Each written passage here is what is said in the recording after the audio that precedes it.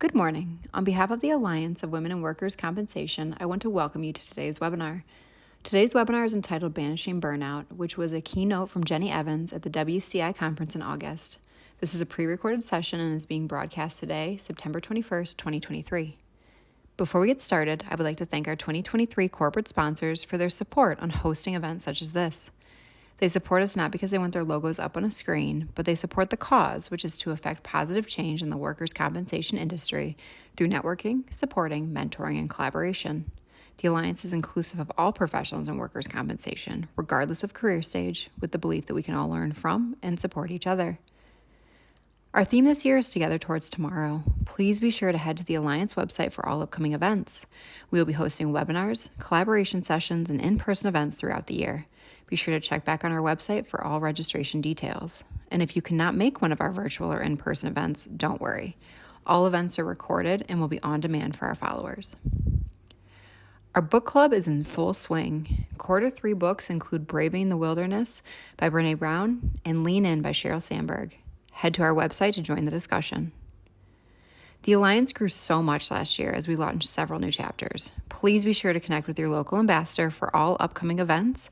And if you would like more details on the ambassador program, please check out a replay of our January panel where we provided details about the program and how to be involved. Change is preceded by trust. It is through acceptance and inclusion that trust will be formed and positive impact will occur. The Alliance is committed to creating a safe space in the workers' compensation industry for women of diverse backgrounds and experiences through a shared culture that integrates various perspectives. This is who we are and who we will be. The time to do better and be better is now. The Alliance understands that diversity is a journey that will take time to make meaningful changes for our organization, its followers, and its supporters, and we will be intentional in making progress along our key pillars of change. Turning to today's webinar, we are so excited to present this replay. Jenny Evans will be joining us for 2 live webinars, one in October and one in November, to build upon this topic of banishing burnout that she presented at the WCI Conference. Employee stress and burnout are 2 of the top issues organizations face today. Learn how to energize and optimize your body and brain for sustained high performance, regardless of the stress you're facing. By attending this webinar, you will embrace a transformative action plan that works in the busiest of schedules. Jenny is an inspiring speaker, author, and organizational consultant on resiliency, stress, confidence, and human performance. She is the CEO of Powerhouse Performance and the award-winning author of the book, The Resiliency Revolution, which will be a part of our book club next quarter. She has spoken on the TEDx stage and is a subject matter expert and spokesperson for several major healthcare organizations. She's written for HuffPost and has been featured in or on National Public Radio, Fast Company, Entrepreneur Inc., Health, and Shape. She was also the health and fitness authority on one of NBC's longest-running daytime shows. Jenny holds a Bachelor of Science in Exercise Physiology with an emphasis on psychology from the University of Minnesota. We are so lucky to have multiple opportunities to hear from Jenny, starting with this pre-recorded keynote and then leading into our live sessions starting next month. Although this is a pre-recorded session, please utilize the chat feature throughout this webinar with your thoughts and to engage with your fellow members. This is a topic everyone can relate to, and we know there will be a lot of dialogue, which we love to see. Thank you so much for attending today's webinar, and we truly hope you enjoy the session. So excited and thrilled to be with you. Okay, by a show of hands, how many of you feel like you need more hours in the day? Okay, how many of you feel like you simply just need more energy? Some of you are like, I'd like to raise my hand, but I'm too tired. It was a late night last night. So unfortunately, I cannot give you more hours in the day, but I can give you more energy. And so what we're going to be talking about today is how you can have more energy for the people and the things that really matter to you, as well as how do you manage your energy more effectively throughout the day? So it's not just that you're giving your full and best energy to your work, and then by the time it's time to relax or be with family and friends, you're just completely exhausted and burned out. So right now, research is showing that 43% of you are burned out. And if you're actually a woman who's leading or managing a team, that number goes up to about 50%. And the response was, you are often or always burned out. So it's not just a little bit burned out, it's more like crispy fried. And 1 in 3 of you is thinking about scaling back, leaving the workforce, just because the demands are so extreme. So why are we so tired? Well, ladies, we stepped up during the pandemic, okay? Research has shown that we stepped up both at work as well as at home. So professionally, women during the pandemic did more of the DEI work, they did more of the wellness work, which made a huge impact on retention and engagement, and y'all did that without being compensated. And at home, we also stepped up. So as women, we did more of the homeschooling. I feel so bad for anybody who had a school-age child during that time. We also did more of like the healthcare, taking care of parents. So it really was a lot. Professionally, if you're a leader, you're often underrepresented. You're often the only in the room. We experience microaggressions, so we are more likely to have our work questioned. We typically get less credit for our ideas and our work. We're more likely to be mistaken for someone more junior. If you are a woman of color, it's even worse. You know, at home, also, women do more of that mental and emotional workload that comes with running a household and raising a family if you have one. I know every single one of you could probably tell me how many rolls of toilet paper are in each one of your bathrooms right now. Like, you're constantly noticing things, what needs to be done. You're managing people's schedules. I mean, the amount of things that you are juggling in your brain is pretty epic.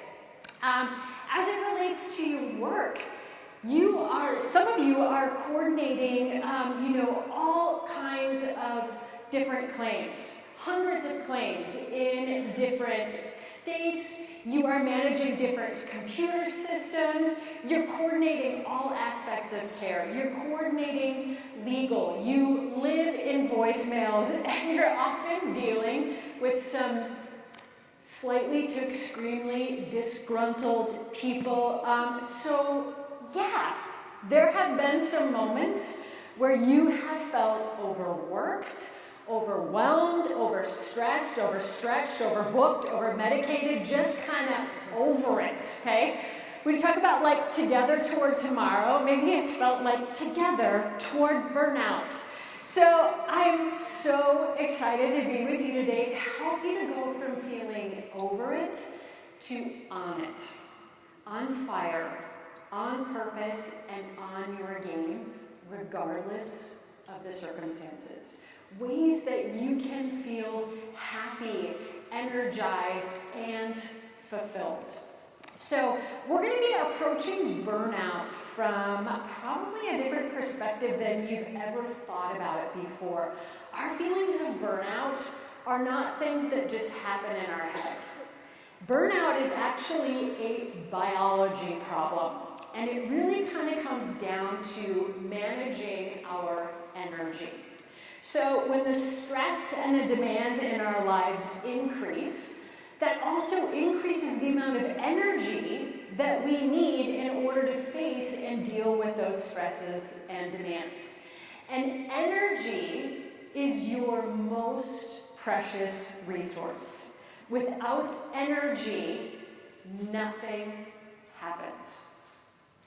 Okay? So the success of the organization that you work for really depends on the energy that everybody brings to do their job every single day. So it's really all about energy. And where does your energy come from? Where do you get it? I know you're like, Starbucks, that's where I get my energy. Maybe you're like, I sneak outside and I do some deep breathing exercises. Okay, energy is metabolized in your physical body. From a biological perspective, it happens through the union of glucose and oxygen. So our body creates energy from the foods that we eat, the air that we breathe. So if energy comes from your body, and energy is your most precious resource, your body is business relevant. Okay, and it's not just business relevant, it's life energy relevant.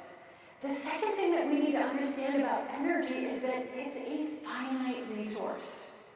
It has to be renewed periodically through the day, but a lot of us don't think a whole lot about that. We are so focused on getting things done. It's all about giving our energy to everyone and everything, and we don't give a whole lot of thought to, well, if it's finite resource, what am I actually doing to recover my energy?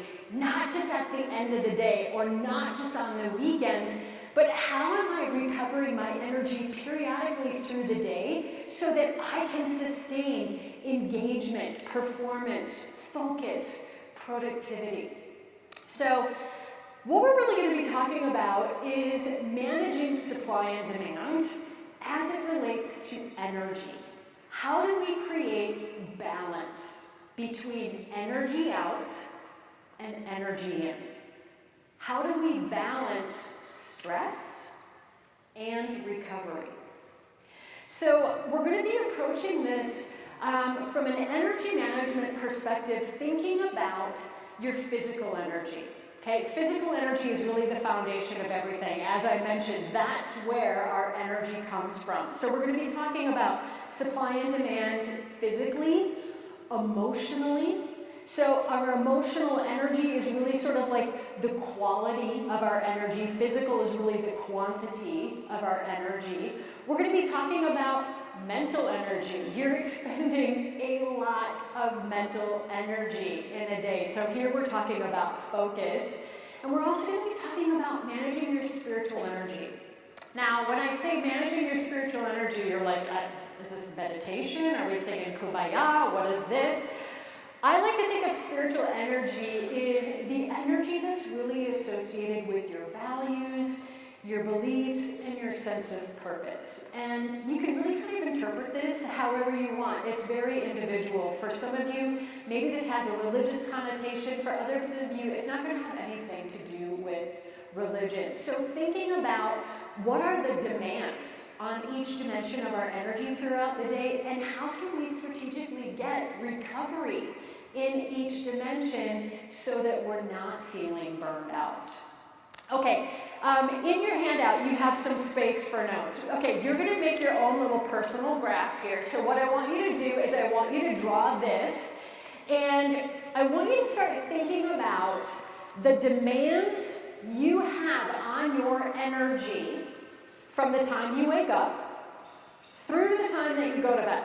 So I want you to be thinking about the demands on your energy physically, emotionally, mentally, and spiritually. So I want you to just draw a line that represents what does that look like on a typical day for you. For most of you, demands kind of start right out of the gate. Maybe you've got, you got to get yourself ready. Maybe you've got kids to get ready. You got to jump right into work. It's meeting after meeting after meeting after meeting. And then it's also figuring out how do I actually get my work done in between these meetings.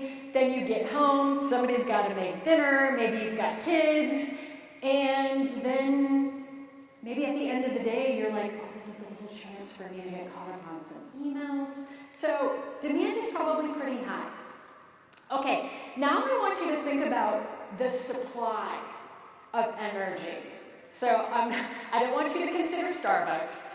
I really want you to think about how you're feeding yourself nutritionally. So when are you feeding yourself and how much? are you feeding yourself? So I think for a lot of people, like too busy for breakfast, I'm going to skip that. Maybe I'll get some lunch, but typically at the end of the day, like you're exhausted and you're like, yes, I'm very hungry. You eat a big meal, and then like a couple hours later, you're like, wow, I'm feeling kind of snacky. Okay, I'm going to have a little bit of ice cream, I'm going to have some chips, maybe that's that glass of wine, that second, maybe it's 2 glasses of wine, okay, no judgment, all right? Now, I want you to think about how often you get recovery throughout the day. So I want you to draw a third line. So when you wake up in the morning, hopefully you have energy, but what are you doing to recover your energy throughout the day? Okay, supply and demand. I'm hearing groaning, okay? How many of you, your supply and demand lines are pretty close to each other? They kind of match up. No hands. How many of yours you're like, yeah, that's kind of what mine looks like? Yeah, does it kind of start explaining a few things about like how you've been feeling, your levels of energy, feelings of burnout? And let's actually define burnout really quickly. So lots of different descriptions. World Health Organization defines burnout as chronic stress that you don't address and feelings of you're over it. You just kind of don't give a rip anymore. Okay, you're like, I want to care, but I can't. I don't have any more F's to give, the bucket's empty, right? Our productivity goes down, and kind of like just our attitude about things starts to turn very negative. So I think, even before the pandemic, as women working professionally, working in the home as well, we were really prone to burnout. But since the pandemic, when you talk about increased stress, increased demands on our energy, and during the pandemic, a lot of our sources of energy recovery were cut off. We were socially isolated, nutrition was all over the board, it was harder to get, movement and exercise. So, just while we're graphing, we're just going to do one more graphic. So, typically, the levels of stress in our lives continue to increase year over year. When you think about, when you're a kid, life's pretty carefree, and then, you got to get an education, and then you have to take on the responsibility of a job. Maybe you buy a house, maybe you get married, you might start a family, you move up in leadership positions. So the conversation, I love this, kind of makes me giggle. When people talk about stress reduction, that's not how life works, okay? Every single year, the demands on your energy continue to increase. Your job is never going to ask less of you. Your loved ones are never going to ask less of you. Now, unfortunately, our capacity to effectively and efficiently recover energy peaks at about the age of 30. So, those of you over the age of 30, you are in a slow but steady state of decline, okay? I'm just full of sunshine this morning. Now, when the lines of demand and capacity cross, I call this the train wreck. This is where you lose it. This is where you quit. This is where a relationship fails. This is where maybe you have a significant physical event. A few years ago, I was the closing keynote speaker for one of the United States' largest insurance carriers. And this was the annual sales reward meeting. So these are what the salespeople competed for all year for this great trip in this beautiful location with all these activities and meals and speakers. So I give my keynote, and I'm kind of talking about burnout, and then that night is the big closing party. And they invited me, and I was like, who am I to turn down an invitation? So I walk into this event, and I'm like mundane, okay? Like, so these are the salespeople. These are all the extroverts, the energetic. There's live music. It is an open bar, okay? People are on the dance floor. It's like practically like people are dancing on the piano. Like, these people know how to have fun. I'm having a blast. I'm on the dance floor. I dance a little better than that. I don't know what that was. 3 separate people at 3 separate times approached me on the dance floor and broke down into tears. Just saying things like, Jenny, I can't tell you how much I needed to hear your message today. And each one of them went into their version of being over it, that they had sacrificed their health. They were just stressed to the gills, that they felt like they didn't really know their kids anymore. Their romantic relationship was really on the brink. And you guys, these are their top performers, struggling.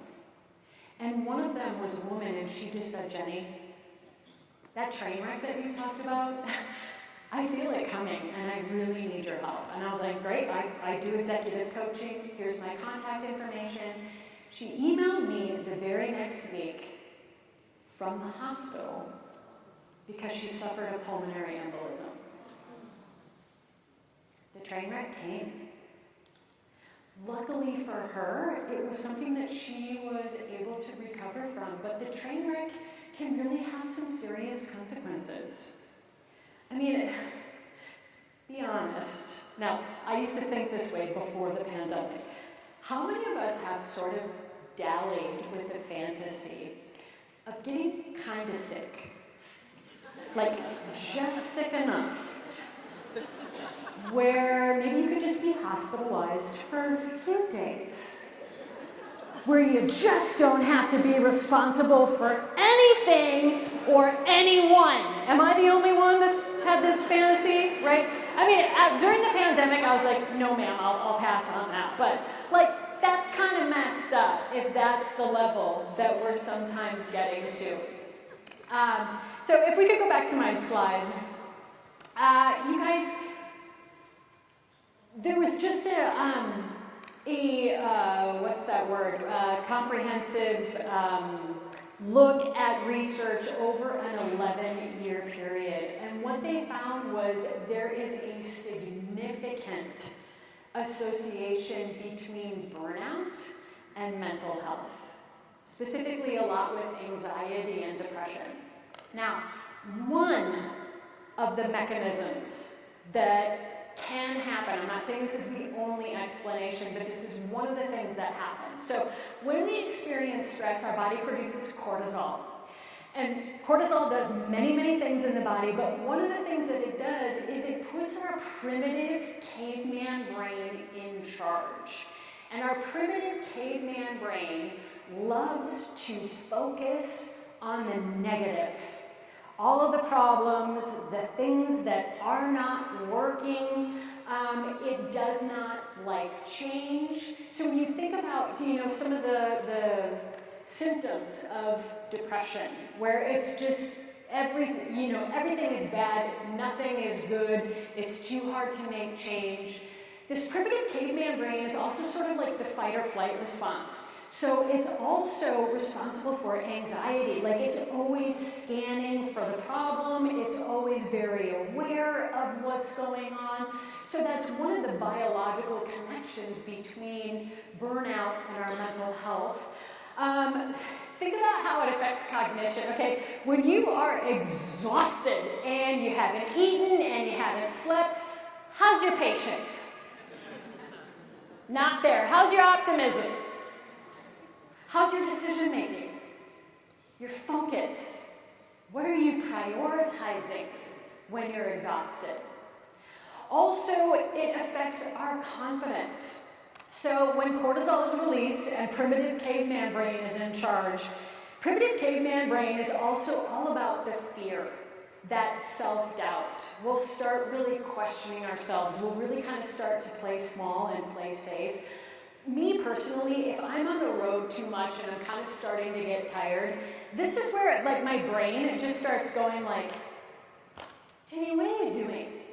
Who even cares? Who made you the boss? No, what are you even doing? Like these bizarre, internal dialogue that is not my normal way of being. But if I'm not managing my energy, that internal dialogue definitely starts to turn more negative.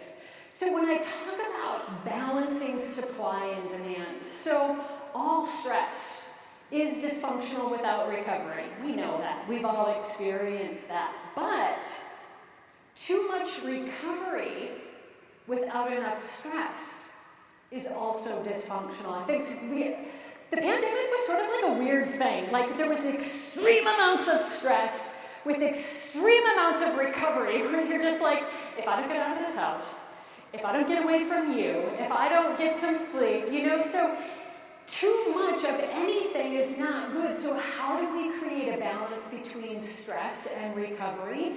And stress is not a bad thing. It is how we grow. But without recovery, we also don't grow. Because what we're going to be learning is stress that's followed by recovery actually creates growth. So just curious, what do you feel like are your biggest challenges in balancing stress with recovery, energy out with energy? And just shout it out. What are your biggest challenges with this? Kids? What else?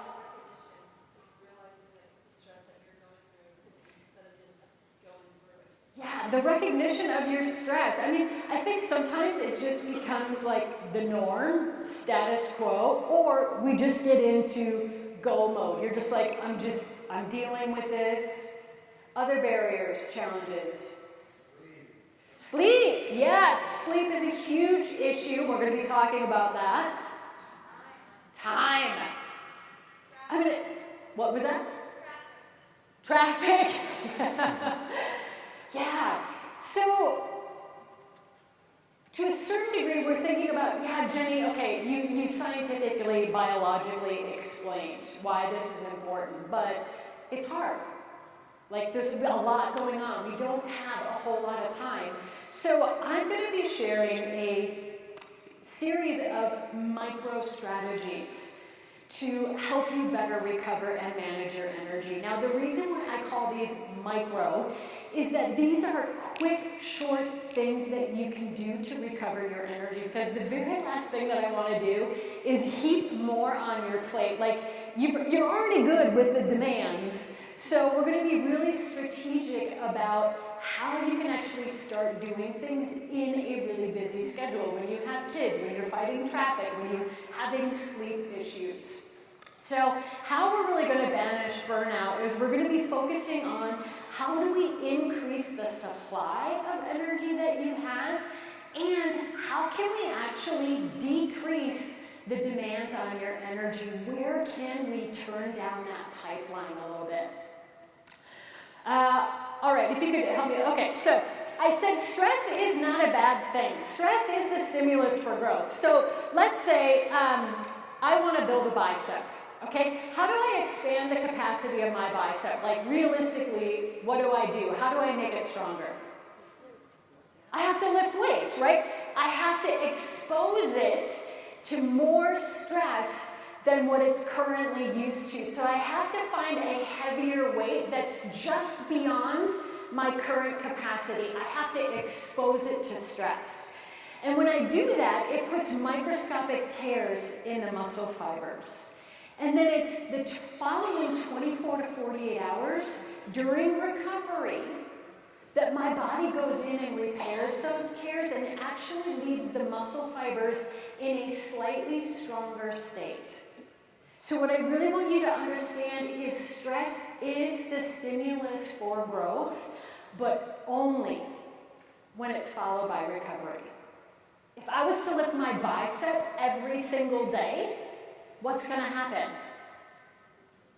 I'm going to get injured because I'm going to be overtrained, I'm going to overstress it, I'm going to overwork it, and it's actually going to diminish the capacity and strength of my bicep.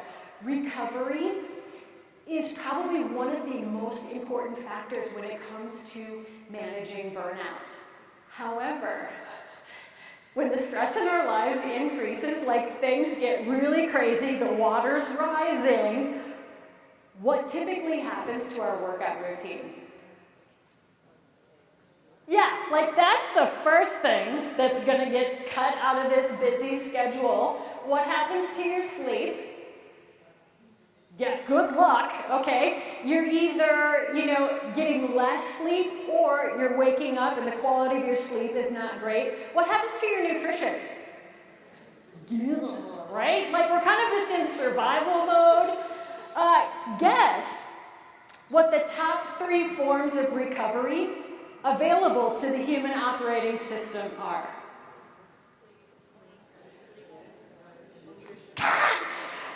Right when we need these things the most is when we start cutting them out. And so what I'm going to help you to do is realize when the stress in your life increases, instead of actually cutting out that recovery, we actually need to up our recovery game to meet those demands. And we're going to keep them micro. So these are quick things that you can do throughout the day. And I really want you to think about, what is your mentality around recovery? We live in a society that loves glamorizing the grind culture. The thinking in the work world is that work drives productivity and rest drives the opposite. On a personal level, you're probably thinking like, oh, I can't relax until I get everything finished, right? I haven't earned it yet. And then when you actually do have time to relax, I know a lot of you don't know how to do it. It freaks you out. Like you're so used to the speed, the adrenaline, the doing the love, like you honestly have a hard time with recovery and relaxation. Okay, this is funny. So I use a lot of visuals in my presentations, so I'm always like looking for the right picture. Okay, so as I'm putting this together, I type in the search bar, woman resting. Yeah. There are so many problems with these photos. Okay, bottom center. She's not resting. She's freaking in the gym. She is lifting heavy weights above her. She just finished doing yoga. Again, this idea that we have to earn the ability to rest. Down in the bottom left corner, she's not resting. She's probably like on FaceTime with her parents because she's helping them manage something. Okay, woman in the top right corner, she's not resting. She's working. And the bottom right corner, tying your shoe while you're exercising is not resting, okay? So it's not just like our own ideas on what it means to rest. And I want you to think about who gave us these ideas about what it means to rest as a woman. Quilting bees. Historically, were a way for women to socialize, but to still be productive while they were doing it, okay? So I want you to understand, you guys, it's not just you, okay? It's all of us. It's what we've learned, it's what we've been trained to do, but we're gonna change that. And this idea of like, I've always got to be doing something. I have to be productive. You know what? When you're resting, you are generating energy, which means you're technically actively doing something. You are being productive by resting, okay? Rest is a portal that allows you to see things differently. When we're moving 1,000,000 miles an hour, we can't see the full picture. We're just being reactive. Rest is also an opportunity for you to connect to your imagination, to connect to deeper levels of thinking, to connect to your body, to connect to your brain, to actually process what is going on. So now, not all energy recovery is the same, okay? We're going to be talking about getting high quality energy, which this is not, okay? So sometimes we think, all right, I am just going to give myself my favorite food, I'm going to give myself my favorite beverage, I'm going to watch Netflix for several hours. Now think about this, how do you feel after watching Netflix for 3 hours versus doing 10 minutes of meditation? There's a big difference there, right?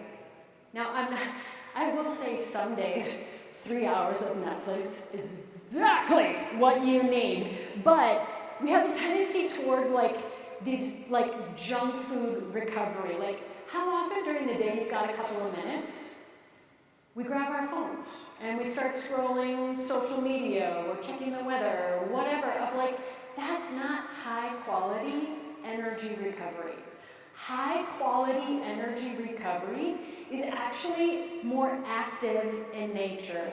You're like, Jenny, that does not sound like recovery. If I'm being active, that sounds exhausting. I'll explain exactly what I mean by this. We're being intentional, which then allows us to recapture massive amounts of energy in a very short period of time. And it's also important that it's not just that we're getting energy recovery at the end of the day or on the weekend, like I mentioned. By then it's too late. We're not managing supply and demand. By the end of the day, we're energy bankrupt. So it's about how do I get short periods of energy recovery physically, emotionally, mentally, and spiritually throughout the day. So we're going to be talking about how do you get micro recovery.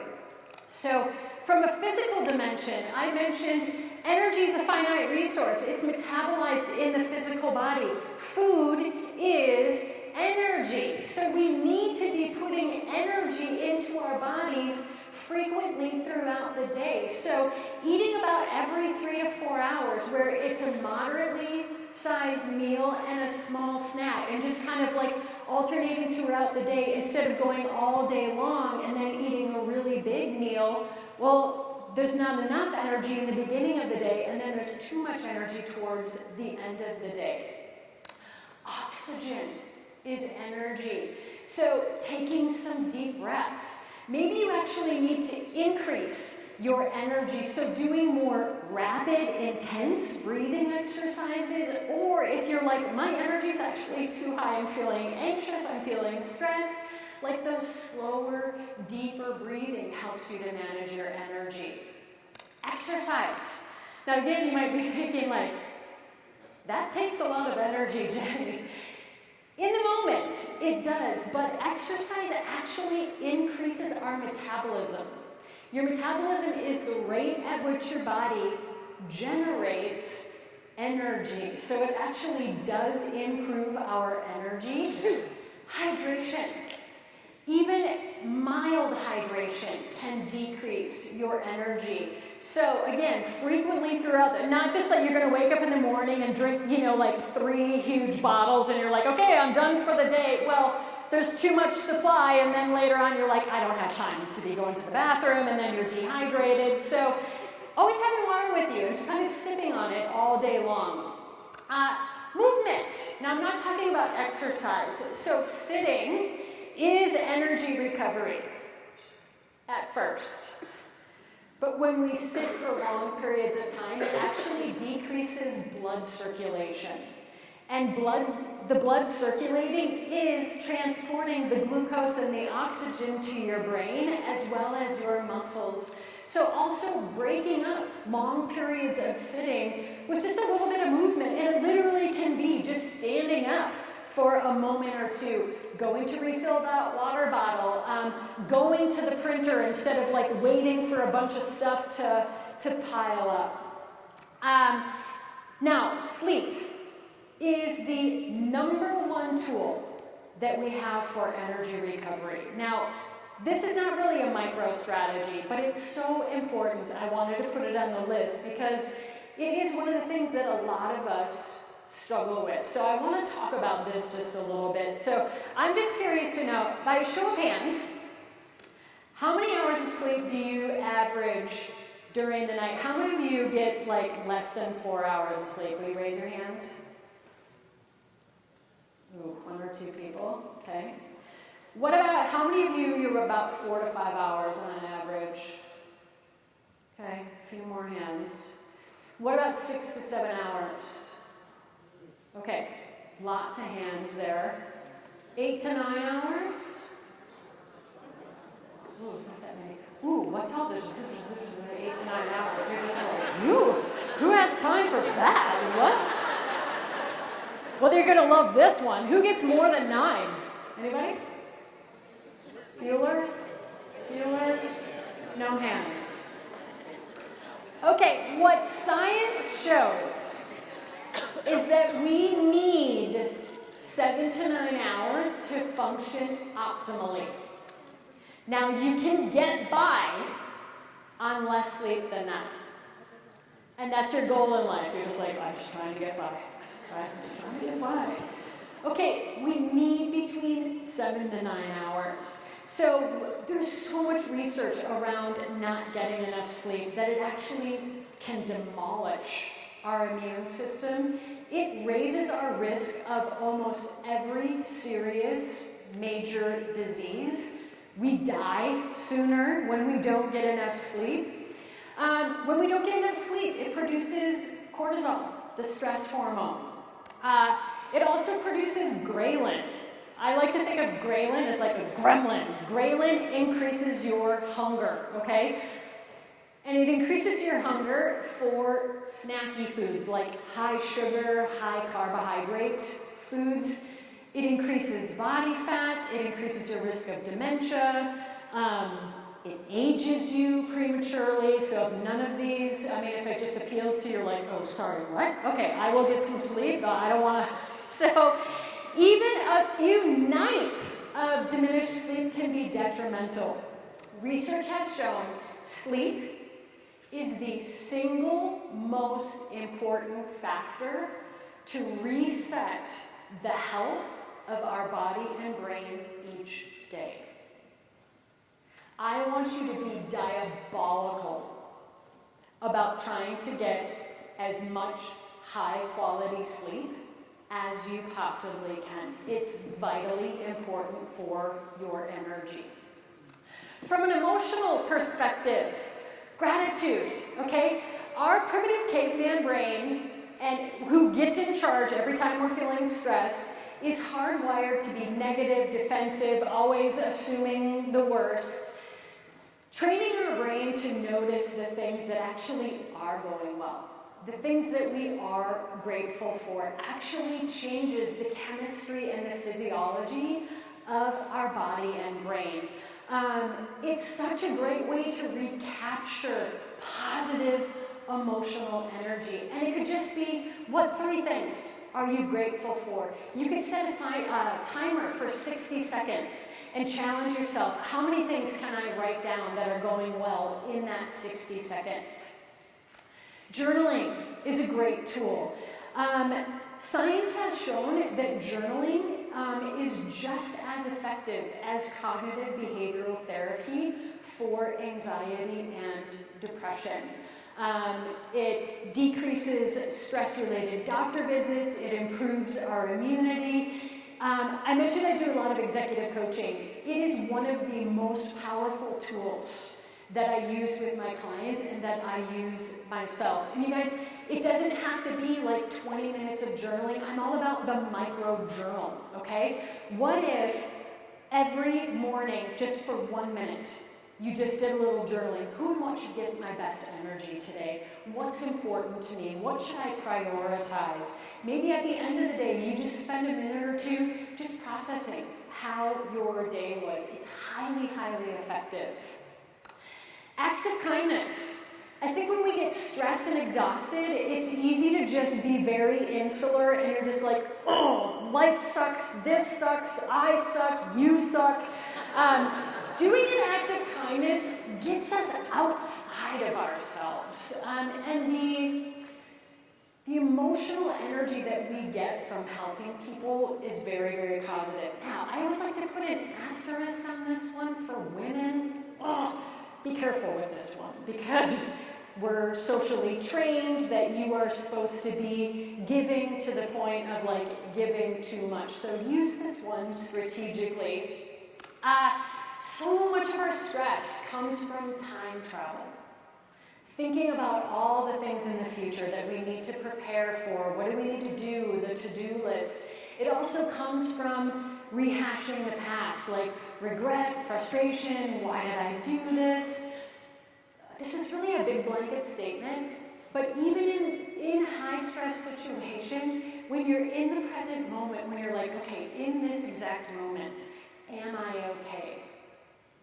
Like, okay, I'm not in danger. I'm still breathing. I'm alive.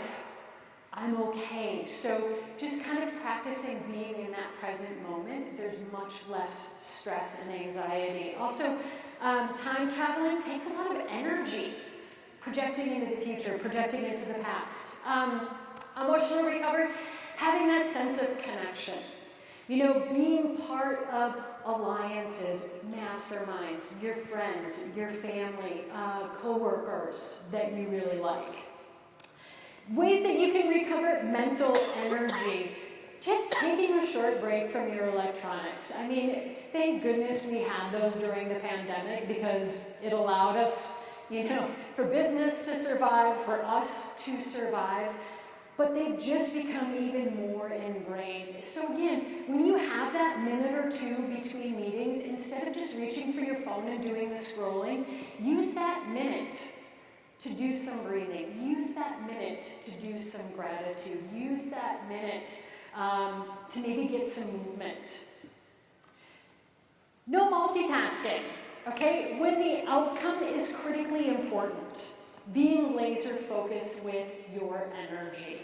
Also, when we're multitasking, we've got all these different running tabs open in our brains that are draining our energy. So being more laser focused when it's important. The switching of the gears.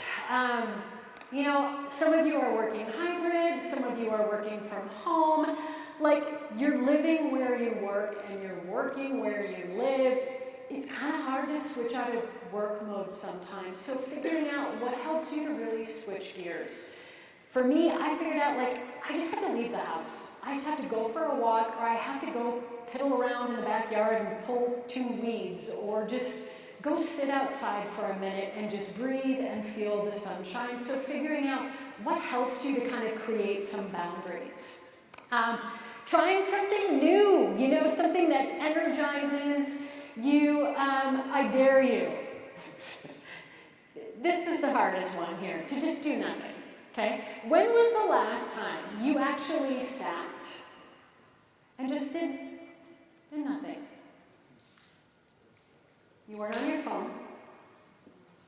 You weren't watching TV, you weren't listening to something, you weren't having a conversation. You literally just sat. I mean, if I asked you to do it for 2 minutes, you'd crawl right out of your skin because we're just not used to it. But again, when you have that moment, I love to take that moment and I'm like, I'm doing the nothings. I've been thinking all day about doing the nothings. I'm doing it right now. Feels so good. I am not doing anything. Okay, now what was I doing? Like, even that can be very renewing. Meditation is a great tool to recover mental energy. It's also good for recovering emotional energy as well. From a spiritual perspective, again, I said values, purpose, belief. So reading, or if it's podcasts, or things that just Fill your cup. Like, I have my go-to podcast when I take my daily walk. I'm like, okay, give it to me. This is now my chance for me, whether it's professional development, whether it's personal development, just giving yourself time for reflection. Maybe you do have a religious practice that gives you a tremendous amount of energy, spending time in nature, volunteering, community service. You guys, so this is not the end-all, be-all list, but I just wanted to give you some examples of most of these are really short things, but if we do them with intention, it really helps us to recover energy. So what I'd like you to do is I want you to, to just think about how often during the day might you have 15 minutes? Might you have 5 minutes? Might you have 1 minute? What I'd like you to do is I want you to commit to one thing that you could do either physically, emotionally, mentally, or spiritually if you had 1 minute. And I want you to share that with people at your table. So let's just take a couple minutes to do that. One thing you could do to strategically recover your energy and share that. Because of private commitment, you're like, I know. But nobody else does. So if I don't do it, okay, when you say it out loud, it's a little bit more real. So just real quick, discuss at your table one way that you can recover energy.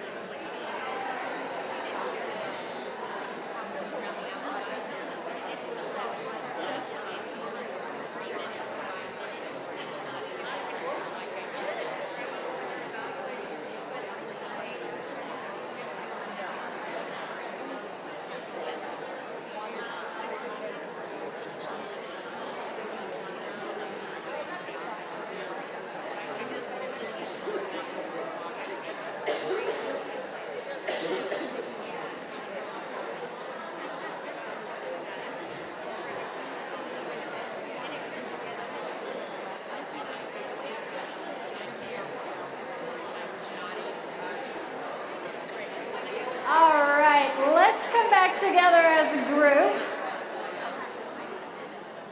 So, micro strategies, macro results. So I'm excited for you to start incorporating some of these things. All right, so we've talked about how do we increase the supply of energy. Now we're going to talk about how do we decrease the demands on our energy. As I mentioned, I do a lot of executive coaching, and a lot of it is women, and what I notice is most women come to me, well, there's a lot of different reasons, but I think a big underlying common one is they're thinking like, okay, Jenny, I need you to help me expand my capacity. Like, I need to figure out how to do more and to be more effective at more things. And as we begin to talk, I start to realize, oh honey, this is not about you doing more, okay? It is about you doing less. So I had a client who just struggled with time, just always exhausted, and a lot of anxiety about her levels of exhaustion. So what I had her do was make a to-do list on all of the things that she needed to do on a daily basis. So this is what she sent me. Okay? Now, she works full-time. She's at executive director level. She's married, and has 2 kids that are 3 and 8. Okay, so notice there's her list. Then there's like this sometimes shared list with her husband. Okay, and I'm like, she sent me this list, and I was like, oh my God, I just squirted cortisol all over my own insides just looking at this list. But also, like, you look at this list and you're like, yeah, I do that. Yep, I do that. I do that. I do that. I'm like, holy cow, like, you do a lot of things in a day. Then, she sent me the list of what her husband does.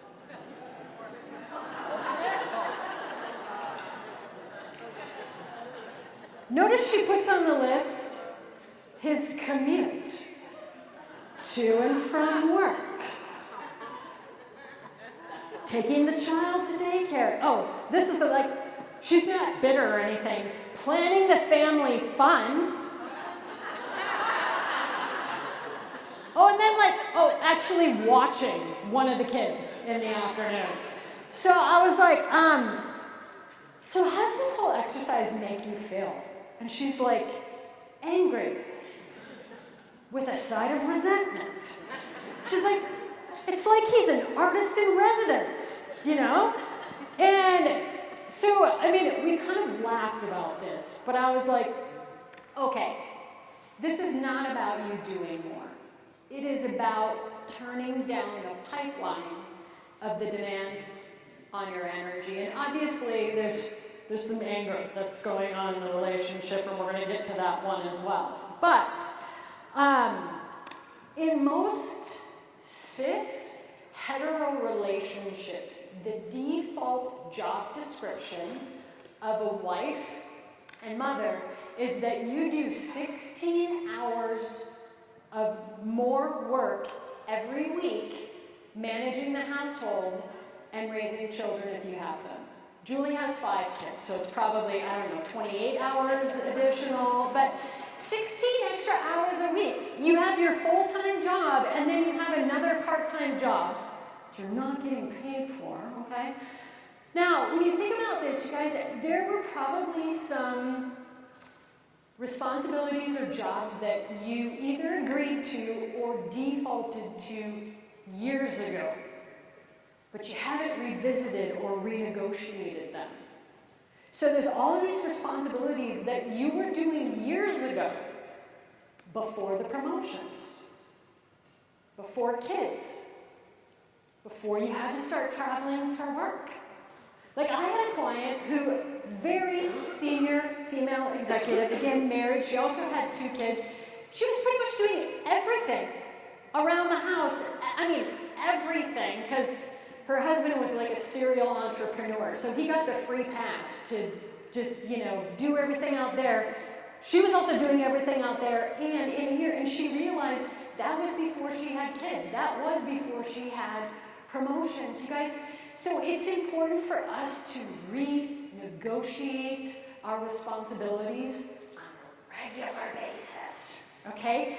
Having conversations about what needs to be renegotiated with your family, with your significant other, with your kids, perhaps, with your job, when you need them. I mean, I think especially at home, when we talk about together towards tomorrow, it feels like it's just me towards tomorrow. We need more together. Relinquishing some control. Now, notice this doesn't say relinquish all control, because that would have freaked everybody out in the room. I just said some control. As a recovering type A person, you guys, we're always doing all of the things. Sometimes we need to step back so there is space for others to step in. I was classic this with my husband in that previous relationship. Just doing all the things, because I was always doing them first, and there was resentment of why are you doing it? Because he's like, because you already did it. And I'm always like, well, what took you so long? But you gotta step back in order to let other people step in. And then You gotta hold the line, okay? You wanna step, nope, hold the line. And you have to be willing for consequences to happen. Maybe a school sports uniform doesn't get washed. Mold's growing in the Tupperware. Like, you just gotta decide, like, what consequences are you willing to let happen by just stepping back and holding the line so other people can step in. Relinquishing some of your high standards. Lower the bar. I mean, look at Miss Hoity-Toity here. Her room's a mess, but she's just like, I don't care, I'm just drinking my tea. I'm fine. Okay? So what if there's dirty dishes in the sink when you go to bed at night? What's going to happen? So what if the pillows are disheveled on the couch? Okay? So there are some things where we can definitely lower the standards. I mean, we could talk all day about the perfectionism in women. Lower the standards. Delegating. So it's funny, like, how often do we think, oh, it's just faster if I just do it myself? And then you're just always doing it. So in the long run, it's not faster. Delegating is actually giving other people an opportunity to learn some skills. And you're actually robbing people of the developmental opportunities if you don't delegate. And again, I'm also talking about, like, your kids. If you have them delegate some things around the house so that they can actually start learning and having the skills that they need. If it's possible, maybe there are some things that you can outsource. I mean, I know this isn't available to everyone, but maybe you do have somebody come in and clean every now and again. Maybe you do the online grocery shopping. Maybe there is a meal prep service that can happen. Asking for help. And then understanding that, you know, like when we relinquish control, we have to understand that things might just be different. You know, like the towels in my house, they get folded differently when it's not me that does laundry, okay? And I, like Jenny, okay? Okay, I might refold them if I'm just being completely honest, okay? But I'm working on it, okay? So just doing it yourself, just understanding, maybe people aren't going to do it to your standards, but it's okay, things get done differently. And I also want you to be aware of the mindset that you have, that internal voice around delegating, outsourcing, asking for help. That voice that says, I know, but I should be able to manage it all and do it all. Right? That voice that's like, I can do it myself. The voice that says, well, but I have to be perfect, and I have to do things perfectly.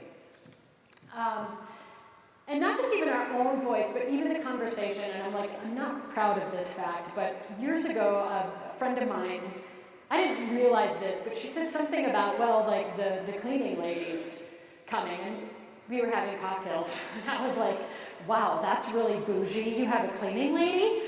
And I realized now, of like, why did I slam her for outsourcing so that she could have more time to enjoy, or the fact that she just, even if, who cares if she, even if it wasn't a time thing, if that's not something that she wants to invest her energy in, good for her for outsourcing. I even found myself in the last couple of weeks, a friend of mine, she Instacarts all day long, every day, and I'm like, do you know how much you're paying for Instacart? And she lives a block away from Whole Foods. I'm like, and she's single and doesn't have kids.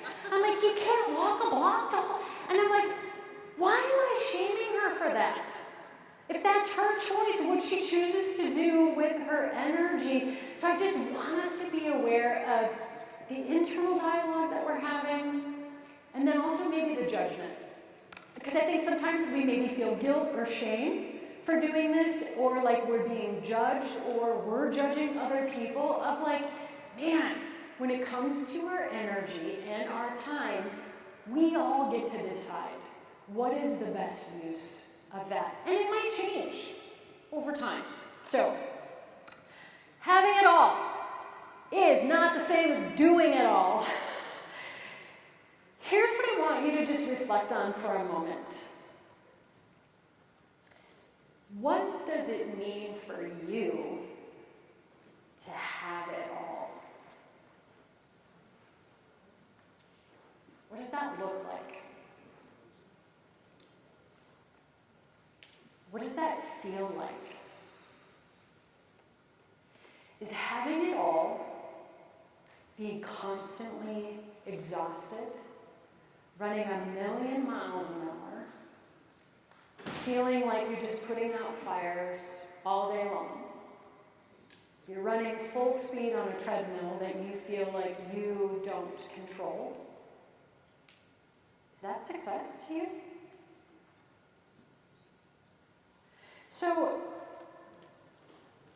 what I want you to do actually is, again, because journaling, writing by hand actually forces us to slow down and actually think more deeply and to really process and to kind of connect. I just want you to write maybe a paragraph or two on what this really means to you. What does this look like? Instead of doing it all, what does it actually look like for you to have it all? So just an example I'm going to give you. Right now, for me, having it all means that on Fridays at about 2:30, I'm done. And my wife and I, we take what we call a champagne walk, where we just walk to the liquor store, we get a can of champagne, and we just go for a walk. And you might be thinking, like, you're walking around with an open bottle? Okay, I am just going to use my older white woman privilege of, like, what cop is going to stop me because I'm walking with a can of champagne, okay? I'm taking the risk. And we just walk. And it's just a lovely, like, it lengthens the weekend exponentially. To me, having it all is having a champagne walk on a Friday afternoon, okay? So just a few minutes, I just want you to think about what is having it all to you right now at this stage in your life. And it might look different in the future. It's probably looked different in the past. But just, I want you to reflect on, what does that mean?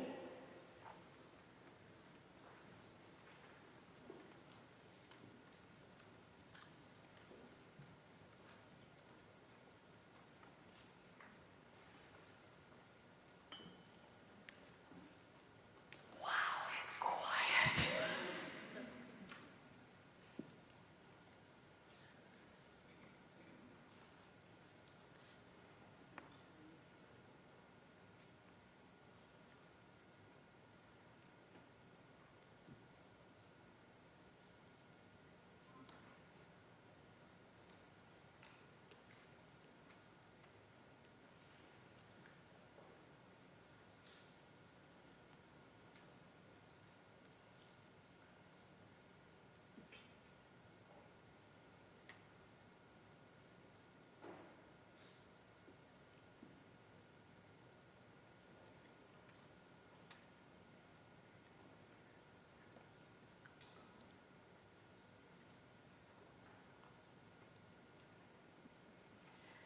I think this question kind of tickles around the idea of what does success look like to you? And a lot of times there's a big difference between what society defines as success versus what actually makes us feel happy and fulfilled. What we really need in order to feel successful as we define it. And it looks different. You know, like what success looked like in your 20s is different than, you know, success in your 40s, success in your 70s. If we could Oh, because I was using the laser pointer.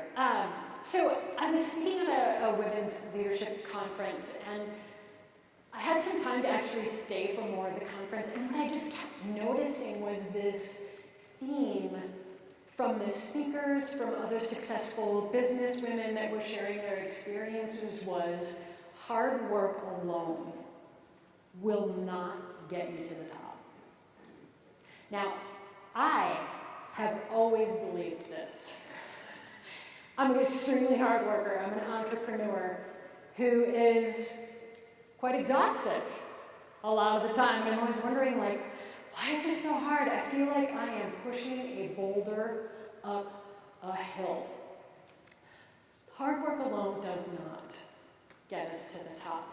It's really about working hard, but also about working smart. As women, we need to be positioning and promoting ourselves. Now, somebody who grew up in Minnesota, you do not talk about yourself, okay? That is considered bragging, and you just don't do that in the Midwest. And if you want people to like you, you just don't do it. Now, I don't think that's just a Midwest thing. As women, that messaging, if you want people to like you, what are the things that you can or cannot do, okay? You guys, as women, we don't need more mentors. We've got mentors, we've got, what do I want to call it, masterminds. What we actually need are more sponsors who can help us get the promotions, who will suggest us for things, who will amplify our voices. You guys, the old boys club is still around because it works, okay? Men understand the benefit of strategic relationships that get them the title, the position, the power, and the compensation that they want. So instead of figuring out getting more mentors, who are the people in your organization that can promote you, that will amplify your voice, that will suggest you for the promotion? Introduce yourself. Let them know the value that you bring, how you can help them. And develop that relationship in a way that feels good for you. If like being out on the golf course is not your jam, do some research, figure out what other things you might have in common with these people. Building strategic relationships and connections. As a keynote speaker, getting a keynote is like landing a whale, okay? It takes a long time, it's a lot of work. So I have a handful of other keynote speakers that I have relationships with, and we suggest each other for speaking events. And it makes things so much easier that we all don't have to work quite as hard. Sorry, I screwed this up. This is where you find those strategic relationships and connections. What I wanted to say about positioning and promoting yourself is that you need to be tooting your own horn. Because nobody else is going to toot it for you. And I know a lot of times you think toot your own horn, like this big air horn that's it's big and obnoxious. No, your horn can be this beautiful little melody. I want you to just have the mindset, assume that most people in your organization really don't know what you do on a daily basis. Be clear about the value that you provide, and if you don't want to sound like a self-aggrandizing ass, use the word I followed by we. So for example, because of the research that I did, we saved $10,000 on that project.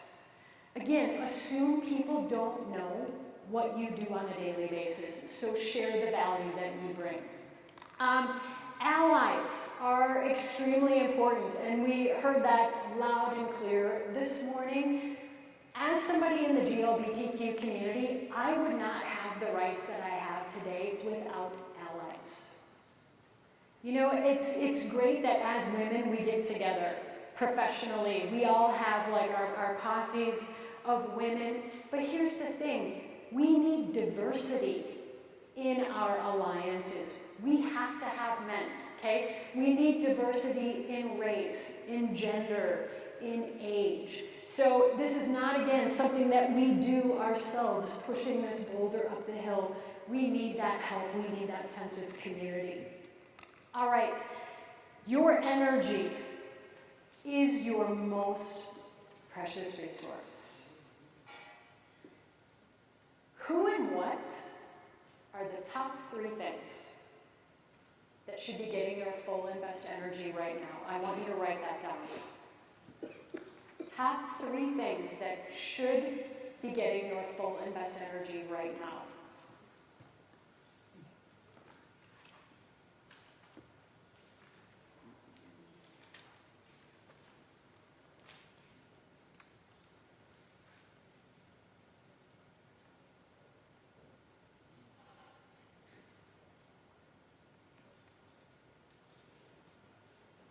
And I want you to follow that with 3 things that should not be getting your full and best energy.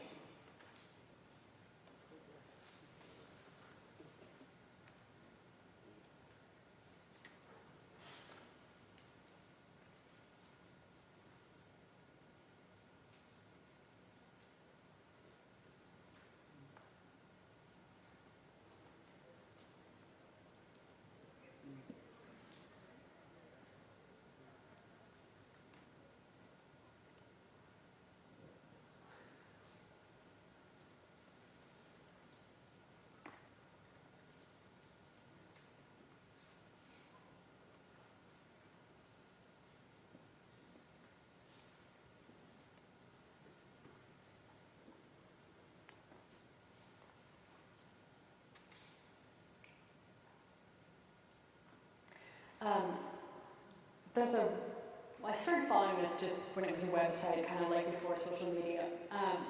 Becoming Minimalist. I love this website.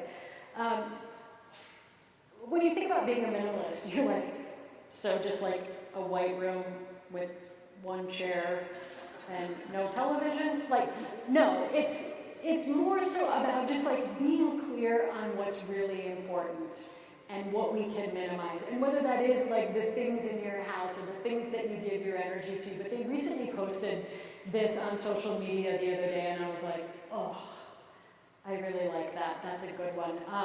So if you want, find them on social media, look up some of their blogs. They put out regularly great content. Ladies, you can do anything, but you can't do everything. So I know I just asked you, like, what 3 things should not be getting your energy? But I would love for you to make a commitment to yourself. Just what's one thing that you're going to do to turn down the pipeline? What might you say no to? And here's the thing, I think as women we have a hard time saying no. Like maybe you're on a committee. One of my coaching clients was on a volunteer committee that she used to be really passionate about.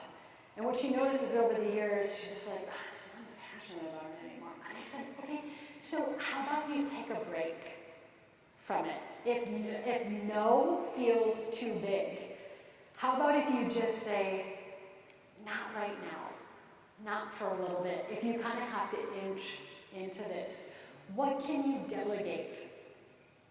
What could you outsource? What can you ask for help with? What can you renegotiate? So maybe it's something in your personal life. Maybe it's something professionally. Maybe there's even more than one thing. So again, you guys, it's not always about you doing more. Sometimes it's about you doing less. Okay, I have a free resource for you. This is just a free PDF download. that kind of summarizes a lot of what we talked about today, but just 10 things that you can do to boost your energy and resilience. So if you want, you can scan the QR code, or later if you go to jennyevans.com/boost, it's just going to ask for your email address, and then I'm going to send you to a secret page on my website where you can download that PDF to help. I've been really speaking to you, but I also want you to think about taking things back with you of how can you maybe incorporate some of these things around energy management and burnout, because it's not just a female issue, it's a human issue lately of bringing this back to your teams, your customers, your clients, your family, people that you care about. These last few years have definitely outstripped our surge capacity. Biologically, we are designed to really deal with short-term emergencies that resolve themselves so that we get recovery. Okay? We're hardwired to deal with stress sprints. But we've all been in this stress ultra marathon these last few years. And I like to kind of think about, what does a sprinter look like after they've completed a race?